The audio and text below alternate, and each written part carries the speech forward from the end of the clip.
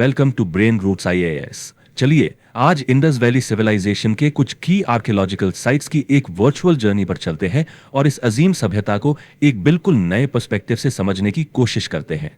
So let's start with a big question. एक ऐसी common perception को चैलेंज करते हैं जो हम सबके दिमाग में है। जब हम इंडस वैली सिविलाइजेशन के बारे में सोचते हैं तो क्या हम सिर्फ दो बड़े शहरों की कहानी सोचते हैं, हड़प्पा और मोहनजोदारो, या फिर सच्चाई इससे कहीं ज्यादा बड़ी है, एक वास्ट इंटीग्रेटेड नेटवर्क की? आज हम इसी सवाल के अंदर डाइव इन करेंगे। All right, so here's our game plan for today. अपनी इस जर्नी को हम 3 पार्ट्स में ब्रेक डाउन करेंगे। सबसे पहले will explore the heart of the civilisation, उसकी ट्विन कैपिटल्स। फिर हम सिविलाइजेशन के फ्रंटियर्स पर ट्रैवल करेंगे, उसके दूर दराज के इलाकों में, और वहां के इंजीनियरिंग मार्वल्स को देखेंगे।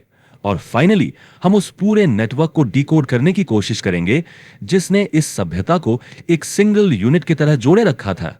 ओके, तो शुरुआत करते हैं आईवीसी के नर्व सेंटर्स से, उसकी twin Capitals.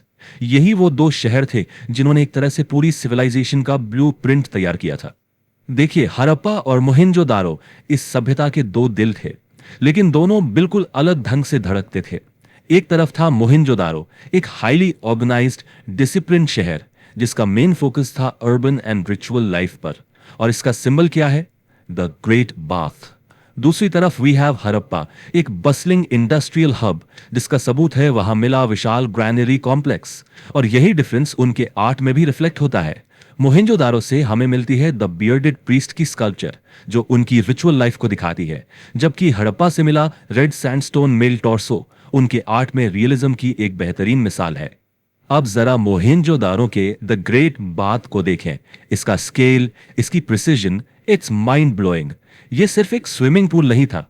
Just imagine, 12 metre लंबा, 7 मीटर चौड़ा और लगभग 2.5 मीटर गहरा। इसे फाइन कट ब्रिक से बनाया गया था और इसके चारों तरफ रूम्स थे जिनके बारे में माना जाता है कि वो चेंजिंग रूम्स हो सकते हैं। इसका पूरा स्ट्रक्चर ही चिल्ला चिल्ला कर कहता है कि इसकी कितनी ज्यादा रिचुअल इंपॉर्टेंस रही होगी। लेकिन इसकी सबसे कमाल की बात थी इसकी वाटरप्रूफिंग। उस जमाने के हिसाब से यह टेक्नोलॉजी नेक्स्ट लेवल थी। इसके बेस और वॉल्स पर एक नेचुरल तार, जिसे इंग्लिश में कहते हैं बिटुमेन, उसकी एक मोटी लेयर लगाई गई थी। क्यों? ताकि पानी लीक ना हो। Now this shows the Harappan peoples advance knowledge of material science and their fantastic engineering skills. अच्छा, आप स्ट्रक्चर से आर्ट पर आते हैं। मोहनजोदारो से मिली ये द बियर्डेड प्रीस्ट की स्कल्पचर, ये हमें वहां की एलीट या प्रीस्टली क्लास की एक झलक देती है। अगर आप ध्यान से देखें तो ये आदमी एक मेडिटेटिव स्टेट में है, आंखें आधी बंद है, उसने एक आर्मलेट पहना हुआ है और एक शॉल ओढ़ा है जिस पर एक बहुत ही स्पेसिफिक ट्रिफॉइल पैटर्न बना है। Now what does this trefoil pattern यानी 3 पत्तियों वाला डिजाइन सजेस्ट? इट सजेस्ट कि उस दौर में एडवांस टेक्सटाइल प्रिंटिंग या एम्ब्रॉयडरी एग्जिस्ट करती थी, और ये स्कल्पचर जिस मटेरियल से बनी है वो भी उनकी क्राफ्ट्समैनशिप को हाईलाइट करता है। The bearded priest is made of steatite. Now what is steatite? Well, it's a soft soapstone जिसे कार्व करना यानी तराशना बहुत इजी होता है। और शायद यही वजह थी कि आईवीसी के आर्टिजन्स सील्स और ऐसी छोटी डिटेल्ड स्कल्पचर्स बनाने के लिए इसका इतना इस्तेमाल करते थे। मोहेंजोदारो से मिली एक चीज है जिस पर हमेशा एक डिबेट चलती रहती है, और वो है पशुपति सील। और इस सील से एक टर्म जुड़ा हुआ है, प्रोटो शिवा। अब इसका मतलब समझिए। प्रोटो शिवा एक स्कॉलरली टर्म है। ये एक नाम है जो इस सील पर बनी डीटी फिगर को दिया गया है। प्रोटो का मतलब होता है early form of. So many scholars believe this figure could be a possible early form of the Hindu God Shiva, इसके आइकनोग्राफिक फीचर्स के बेसिस पर। तो आखिर इस सील को इतना इंपॉर्टेंट क्यों माना जाता है? Let's break down its features. देखिए, सबसे पहले एक सेंट्रल फिगर है जो एक योगिक पोस्चर में बैठा है, पॉसिबली पद्मासना। ये मेडिटेशन और स्पिरिचुअल डिसिप्लिन को दर्शाता है। फिर he is surrounded by animals, एक एलिफेंट, एक टाइगर, एक राइनोसरस और एक बफेलो। ये फीचर दिखाता है कि फिगर का नेचर पर कंट्रोल है, अ मास्टर ऑफ एनिमल्स यानी पशुपति। और आखिर में 2 deer appear at the figures feet, बिल्कुल वैसे जैसे हम बुद्धा की इमेजेस में धर्म चक्र प्रवर्तना सीन में देखते हैं। So you see this seal is a window into their religious beliefs. Meanwhile Harappa में हमें एक बिल्कुल अलग ही पिक्चर दिखती है। आर्ट की बात करें तो वहां से मिला रेड सैंडस्टोन मेल टोर्सो अपने रियलिज्म के लिए फेमस है। इंडस्ट्री की बात करें तो कॉपर स्केल्स और वैनिटी मिरर्स मिले हैं। स्पिरिचुअलिटी में लिंगम और योनि के स्टोन सिंबल्स मिले हैं। एंड मोस्ट इंपॉर्टेंटली यहाँ नदी के पास 2 रोज में बने 6 ग्रैनरीज इस बात का सॉलिड प्रूफ है कि हड़प्पा ग्रेन ट्रांसपोर्ट का एक बहुत बड़ा हब था। इस बात का सॉलिड प्रूफ है कि हड़प्पा ग्रेन ट्रांसपोर्ट का एक बहुत बड़ा हब था।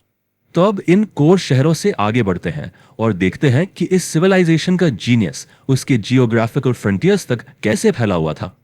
उन फ्रंटियर्स पर जहां उन्होंने ट्रेड और पानी दोनों पर कमाल की मास्टरी हासिल की। यहां हम मिलते हैं लोथल से, जिसे मैनचेस्टर ऑफ द आईवीसी भी कहा जाता था। यह एक एक्सट्रीमली बिजी इंडस्ट्रियल और ट्रेडिंग पोर्ट था। यही वो जगह थी जो इस सभ्यता को बाकी दुनिया से जोड़ती थी।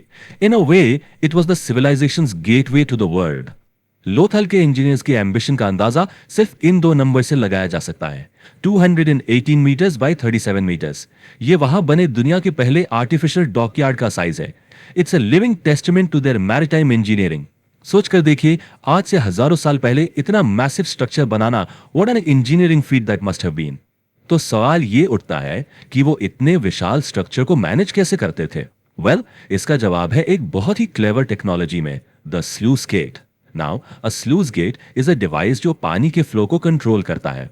लोथल में इसका यूज नदी के टाइड्स यानी ज्वार को मैनेज करने के लिए किया जाता था, ताकि शिप्स डॉकयार्ड में हर वक्त स्मूथली आ और जा सके। समुद्री ट्रेड को मैनेज करने से लेकर अब हम एक ऐसी जगह चलते हैं जहां सबसे प्रेशियस रिसोर्स था पानी। और ये एक बड़ा सवाल खड़ा करता है, रन ऑफ कच्छ जैसे एक एरिड सूखे रीजन में कोई शहर थ्राइव कैसे कर सकता है? धौलावीरा का answer, it was pure genius. उन्होंने कोई नदी नहीं ढूंढी, बल्कि उन्होंने बारिश के पानी पर ही मास्टरी हासिल कर ली। और ये उन्होंने एक ब्रिलियंट 3 स्टेप प्रोसेस से किया। पहला स्टेप, कैप्चर। उन्होंने मॉनसून के रेन वाटर को रोकने के लिए डैम्स बनाए। दूसरा स्टेप, चैनल। इस कलेक्ट किए हुए पानी को चैनल्स के एक नेटवर्क के जरिए आगे बढ़ाया। और तीसरा और सबसे इंपॉर्टेंट स्टेप, स्टोर। इस पानी से 16 मैसिव इंटरकनेक्टेड रेजर्वॉयर्स को भर लिया जाता था, ताकि पूरे साल पानी की कोई कमी ना हो। This is simply brilliant hydraulic engineering. तो हमारे इस वर्चुअल सर्वे का आखिरी हिस्सा ये रिवील करता है कि आईवीसी सिर्फ 2 बड़े शहर और कुछ पोर्ट्स का कलेक्शन नहीं था। No, it was a complex network of specialised centres जो इन कैपिटल से कहीं दूर काम कर रहा। धोलावीरा में एक और बिल्कुल यूनिक चीज मिली है, एक 10 साइन इंस्क्रिप्शन। इसको धोलावीरा साइन बोर्ड भी कहते हैं। इमेजिन कीजिए, बड़े बड़े लेटर्स जो शायद एक लकड़ी के बोर्ड पर लगे थे। इसका फंक्शन सोचा जाता है बिल्कुल एक मॉडर्न सिटी गेटवे साइन या बिलबोर्ड जैसा था, जो शहर में एंटर करने वालों को ग्रीट करता हो। This points towards a highly developed sense of civic identity. Okay, so maritime trade से अब हम चलते हैं सिविलाइजेशन के हार्टलैंड में, उसके कोर में। Let's explore the inland industrial centres that were the production engines. Rakhigarhi Haryana में और कालीबंधन राजस्थान में। अच्छा क्लास, एक सवाल। अगर मैं पूछूं which was the largest city of the IVC, तो मन में सबसे पहला जवाब क्या आता है? एक ही नाम होगा, राइट? हाँ बिल्कुल। फॉर डेकेड्स हमारे टेक्स्ट बुक्स में हम सब यही पढ़ते आए हैं कि आंसर मोहेंजोदारो था। लेकिन एक बात हमेशा याद रखिए, history is not static, it's an evolving discipline. और recent discoveries and extensive excavations ने पूरी कहानी ही बदल दी है। So the crucial update is this, Rakhigarhi Hisar Haryana में is now considered the largest site of the Indus valley civilisation. ये कोई छोटी मोटी साइट नहीं थी, it was a massive provincial capital. इसका साइज और यहां से मिले granaries, cemeteries and complex drainage systems prove करते हैं कि यह मोहेंजोदारो से भी बड़ा और इंपॉर्टेंट एडमिनिस्ट्रेटिव सेंटर था। यह एक मेजर अपडेट है। अब देखते हैं कालीबंधन को, जिसका नाम ही काली चूड़ियों से आया है। So obviously it was a major hub for bangle manufacturing, but that's not all. यहां यूनिक डेकोरेटेड ब्रिक्स मिली हैं जो उनकी एस्थेटिक सेंस को शो करता है। यहां पर रिचुअलिस्टिक फायर ऑल्टर्स की पूरी एक सीरीज मिली है जो उनके रिलीजियस प्रैक्टिसेस पर रोशनी डालती हैं। But the most significant finding is the earliest ploughed agriculture field ever discovered. इससे हमें उनकी एग्रीकल्चर टेक्नोलॉजी, कि वो प्लाउइंग जानते थे, का कॉन्क्रीट एविडेंस मिलता है। देखिए, हड़प्पन सिविलाइजेशन की एक सबसे बड़ी खासियत थी यूनिफॉर्मिटी, एक जैसा टाउन प्लानिंग, एक जैसे ब्रिक्स। लेकिन कुछ साइट्स इस पैटर्न को तोड़ती हैं और वही सबसे इंटरेस्टिंग होती हैं। Let's look at some unique sites and discoveries that offer new clues. देखिए, एक टिपिकल आईवीसी सिटी जैसे मोहेंजोदारो एक परफेक्ट ग्रिड पैटर्न पर बनी थी, जैसे चेस बोर्ड होता है। स्ट्रीट्स एक दूसरे को राइट एंगल्स पर काटती हैं, लेकिन बनावली हरियाणा में अलग है। यहाँ रेडियल स्ट्रीट्स मिलती हैं, मतलब स्ट्रीट्स एक सेंट्रल पॉइंट से बाहर की तरफ निकल रही हैं। अब सवाल उठता है, ये डिविएशन क्यों? Was it an earlier phase of town planning, या ये किसी डिफरेंट ग्रुप ऑफ पीपल ने बसाया था? This is a topic of research. एक और बहुत बड़ा, बहुत ही कंट्रोवर्शियल हिस्टोरिकल डिबेट है जो आईवीसी से जुड़ा है। Were there horses in the Indus valley? और यह सवाल इतना इंपॉर्टेंट क्यों है? क्योंकि इसके जवाब से आगे चलकर आर्यन माइग्रेशन थियरीज पर भी असर पड़ता है। इस पूरी डिबेट में जो सबसे इंपॉर्टेंट एविडेंस है वो आता है सुरकोटदा, गुजरात से। यहां से actual remains of horse bones मिले हैं। लेकिन यहां भी एक बट है। हिस्टोरियंस इस पर डिवाइडेड हैं। कुछ कहते हैं ये असली हॉर्स के बोन्स हैं जो आईवीसी में हॉर्स की प्रेजेंस प्रूव करते हैं। दूसरे स्कॉलर्स आर्ग्यू करते हैं कि ये आगे के पीरियड के हो सकते हैं या शायद किसी वाइल्ड एस की स्पीशीज के हैं। So the debate is very much on going. अच्छा, किसी भी मैच्योर सिविलाइजेशन को समझने के लिए जरूरी है कि हम उसके रूट्स को, उसकी शुरुआत को देखें। To understand Harappan urbanism we must look at the civilisation's precursor. इसकी जड़ें मिलती हैं मेहरगढ़ में, बलोचिस्तान। मेहरगढ़ हमें एक पूरी कहानी बताता है, एक एवोल्यूशन की। सोचिए, अराउंड 7000 BCE यहां पर नोमैडिक लाइफ से ट्रांजिशन होता है सेटल्ड फार्मिंग की तरफ। यही है नियोलिथिक रेवोल्यूशन। फिर अराउंड 6000 BCE पॉटरी डेवलप होती है, एक की टेक्नोलॉजी। और 4000 BCE तक कॉपर टूल्स का इंट्रोडक्शन होता है। यही चाल्कोलिथिक पीरियड आगे चलकर आईवीसी के ब्रॉन्ज एज की नींव रखता है। So Mehrgarh shows the entire journey. तो इन सब अलग अलग फैसिनेटिंग साइट्स को देखने के बाद अब बिग पिक्चर क्या बनती है? चलिए एक ग्रैंड सिंथेसिस करने की कोशिश करते हैं और देखते हैं कि ये नेटवर्क ऑफ स्पेशलिस्ट्स आखिर काम कैसे करता था। So let's just summarise this quickly. Mohenjodaro क्या था? एक administrative and religious centre. Lothal specialised in maritime trade and engineering. Dholavira was a master of water management. Kalibangan एक centre for industry and agriculture. और Rakhigarhi the new big site, a massive provincial capital. तो अब clear है, Harappan civilisation सिर्फ मोहेंजोदारो या हरप्पा नहीं थी। It was a complex integrated network जहां हर शहर का एक स्पेशलाइज्ड रोल था जो पूरी सिविलाइजेशन को कंट्रीब्यूट करता था।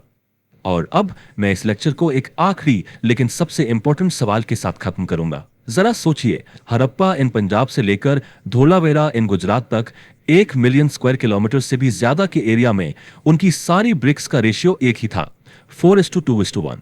उनके वेट्स एंड मेजर्स स्टैंडर्डाइज थे, उनकी सील्स स्टैंडर्डाइज थी। The big question is how did they achieve this unity and diversity without a known central empire? हमें कोई बड़ा सा राजा, कोई एम्परर, कोई आलीशान महल नहीं मिला है, तो फिर ये जबरदस्त स्टैंडर्डाइजेशन और कल्चरल यूनिटी आई कैसे? यही इंडस वैली सिविलाइजेशन का अल्टीमेट मिस्ट्री और उसका असली जीनियस है। If you found this lecture helpful, like, share and subscribe to the channel.